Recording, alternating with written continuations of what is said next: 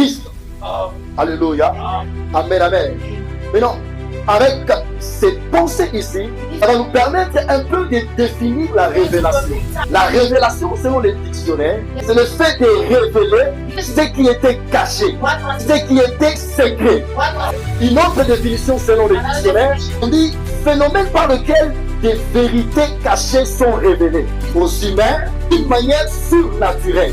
On dit phénomène par lequel des vérités cachées sont révélées aux humains d'une manière surnaturelle. Et par cette pensée qu'on a lue dans Colossiens chapitre 2, la Bible déclare enfin qu'ils aient le cœur rempli de consolation, qu'ils soient unis dans la charité, enrichis d'une pleine intelligence, connaître le mystère de Dieu. Quand on parle d'un mystère c'est un secret. Un mystère c'est quelque chose qui n'est pas encore été révélé, quelque chose qui n'a pas encore dit. Je vais donner l'exemple. L'évangéliste ici a eu à faire un songe. Et tant que ce songe, il n'a pas encore expliqué à quelqu'un. C'est un mystère. Parce que lui-même connaît ce qu'il a rêvé. Et il n'a pas encore expliqué ça à quelqu'un. C'est ça un mystère. Un mystère, c'est un secret. Ici, la Bible dit ceci, enrichi d'une pleine intelligence pour connaître le mystère de Dieu. Donc Dieu aussi a un secret. Et le secret de Dieu, ou le mystère de Dieu, c'est ce que l'apôtre Paul est en train de dire. Que le secret de Dieu, c'est savoir Christ. Le secret de Dieu, c'est savoir Christ. Alléluia. Donc si quelqu'un arrive à connaître Christ, il arrive à découvrir que Dieu a caché. Alléluia.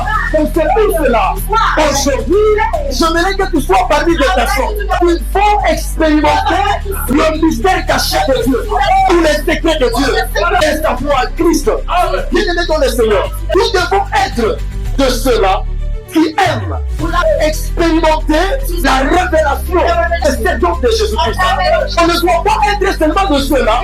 On est en train d'enseigner cette parole et on n'aime pas par nous-mêmes avoir la connaissance de ces dons, avoir la révélation de ces dons. Plusieurs personnes ont connu Jésus par les informations.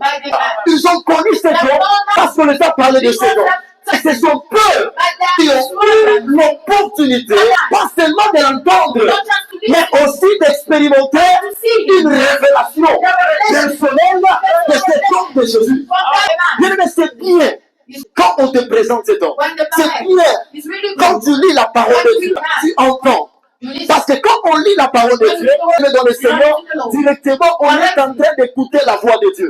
La Bible déclare, on a été inspiré par Dieu. Quand on médite ou on lit la parole, on est en train d'écouter la parole de Dieu. Tu ne dois pas se limiter seulement à la méditer.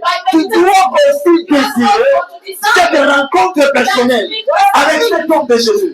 Il y a une différence entre expliquer, parler de quelqu'un et rencontrer cette personne-là.